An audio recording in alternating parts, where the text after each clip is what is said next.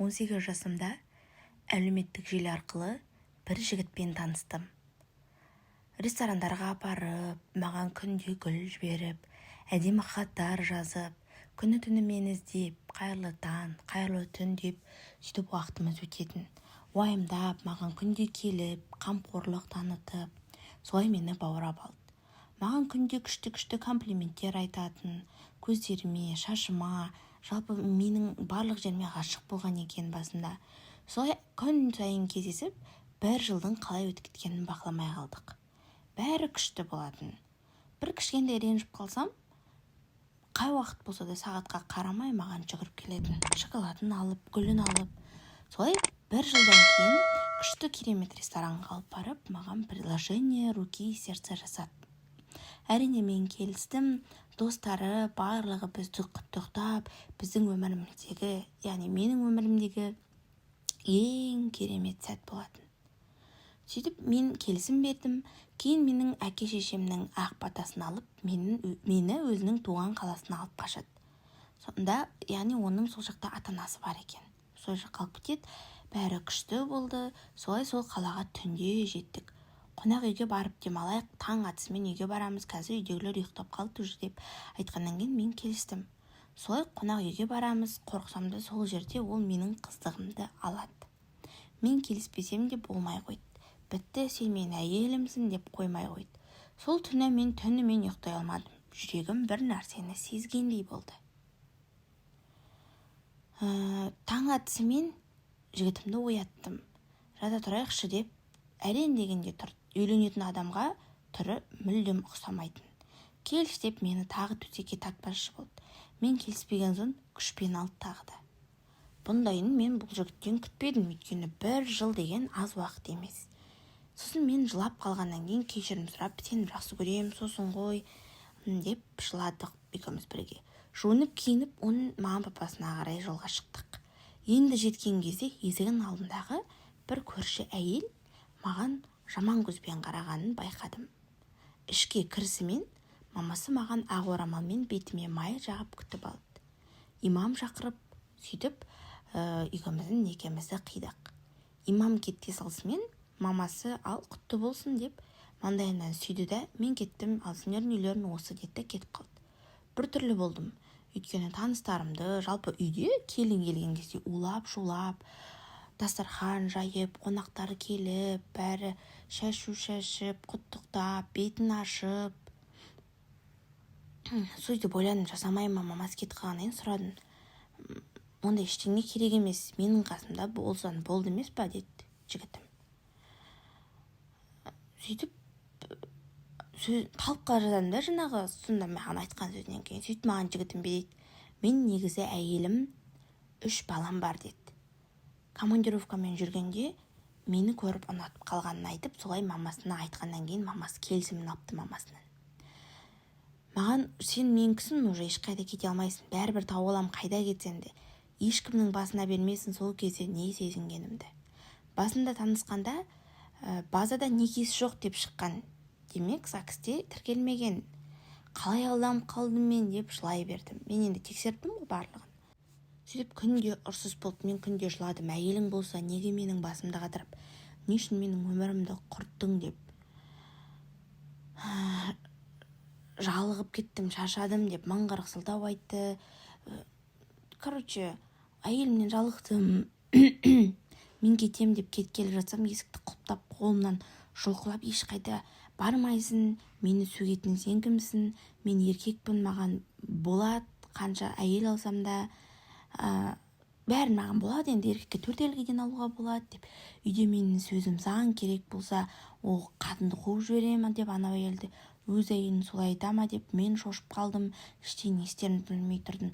Қатты қорықтым. Мен алдында кешегі анау қамқор, мен ухаживать етіп, қаншама гүл алып беріп, қымбат ресторандарға алып барған жігіт жоқ. Мен енді другое дело, если мен жаңағыдай әйелі бар еркекпен біліп, осознанно күйеуге шыққан жоқпын ғой мен оны. Егер мен оны білген кезде, мен ондай әрекет қадам жасамайтын едім. Кеше ғана маған қамқор болып жүрген жігіт бүгін менің алдымда құтты бір андай ауру адам сияқты ма. Сосын мен айттым, мені қашанғы қамап ұстайсың? Мен бәрібір бір күні шығам. сен менің қасымда 24/7 болмайсың ғой бәрібір. Сен тағы командировкаға кетесің. Мысалы, өзінің әйелін қуып жіберем керек болса деп тұрған адам ертең мені де қуып жібермесіне кім кепіл мысалға. Керек жоқ дедің, ашу шықтау жағымнан тартып жіберді. Дәл шашымнан ұстап жағыңды айырам деп ұрып жатыр тоқтамай. Бетімнен уже өлдім, бітті, кеттім деп өміріммен қоштасып жатқам. Шамалдан кейін есімді жидым, бүкіл денем ауырып, ана жігіт кешірім сұрап жылап отыр, мені больницаға апар дедім. Жоқ, мені қамып тастайды егер сен больницаға апарсам деп өзін ойлап отыр. Мен хотя бы аптекадан майыс бірдемелер әкеп бер дедім. Жарайды, онда деп кетті, есікті құлыптап кетті. Телефоным жоқ, дым жоқ, терезе пластик екен.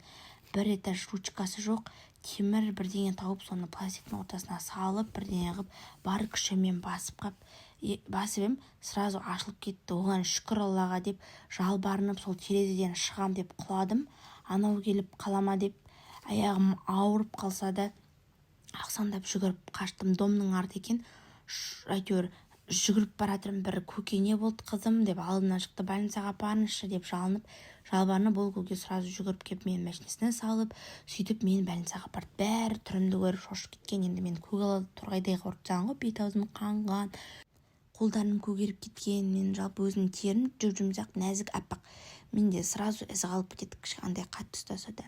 Айттым, полиция шақырыңыздар деп бәрін суретке түсіртіп, заявление жазып жібердім. Ана жігітке қорыққаннан дірілдеп, мені өлтіріп кете ма деп қорықтым. Әке-шешеме звондатқыздырдым.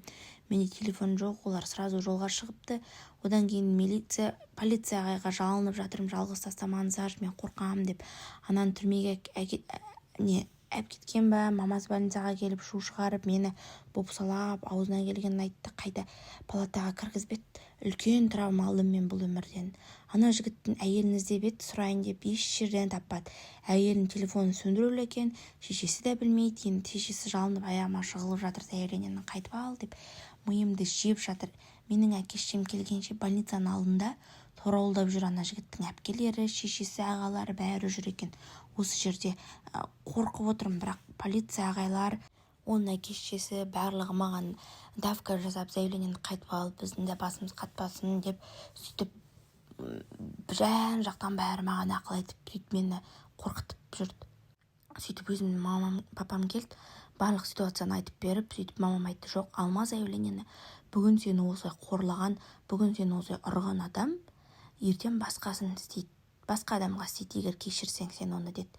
Сөйтіп не де болса мен заявлениемді алмайым деп шештім. Менде барлық айғақ бар, фотоларым бар, жаңа денемнің көгерген барлығы бар. Сөйтіп заявление жаздым, ол баланы қамады. Сөйтіп мен өзімнің жағыма кетіп қалдым. Егер де мен оған кешірім берген кезде, ол маған күн бермейтін еді бәрібір де. Енді бір жағынан оның әйелінің бала шағасында обал әрине, бірақ ол еркек өзінің бала шағасын, әйелін өзі ойлап тұрмаған кезде он біреуге оның бала шағасының керегіне. Сөйтіп біраз жылдар өтті, ол бірақ менің өмірімде үлкен пятно болып қалды. Осы мен енді бұрынғыдай қыз емеспін. Жасым небәрі 18-де ғана болса да, мен өзімнің өмірімне жеткілікті нәрсе көрдім. Енді әркімнің өмірінде өзінің тағдырына тән проблемалар болады, бірақ менің өмірімде мен осылай қайда жоқ бір жігіттен ойлаңызшы, мен әлеуметтік желімен таныссам, мен оны тексердім, үйленбеген болып шықты. Сонда да мен осындай еркектен жапа шегіп отырмын. Мысалы, тексердім, 1 жыл деген аз уақыт емес.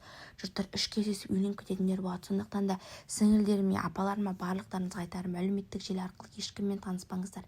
Тек қана тексерілген, танитын адамдарыңыз, танысымен сөйтіп отбасы құрып кездесулеріңізді сұраймын. Қазір мысалы шетелдерде де көп бір рет кездесуге шығып, сөйтіп неше түрлі жасап кетіп жатқан, тіпті тірі қалмай жатқан ситуациялар өте көп. Мен қайта тірі қалдым, аман-есен өзімнің тіршілігімнің арқасында. Егер мен ойдан қашып шалмаған кезде мен білмеймін, мен тіріп жүрер едім, қазір не болатынын білмеймін. Қазір мен өзімнің бұрынғы бала кезде көршіммен отау құрдым. Әрине кез келген еркек әрине қыздай алғысы келеді әйелді. Сондықтан да не деп айтам, жас ұрпаққа менің жасаған қателіктерімнен сабақ алыңыздар деймін. Қазір әлеуметтік желілер дамып кеткен, бәрі интернет арқылы ғана танысады. Сондықтан да абай болыңыздар, тек қана абай болыңыздар, өздеріңізге сеніңіздер, өзіңе сен, тағы да өзіңе сен деген қазақта сөз бар.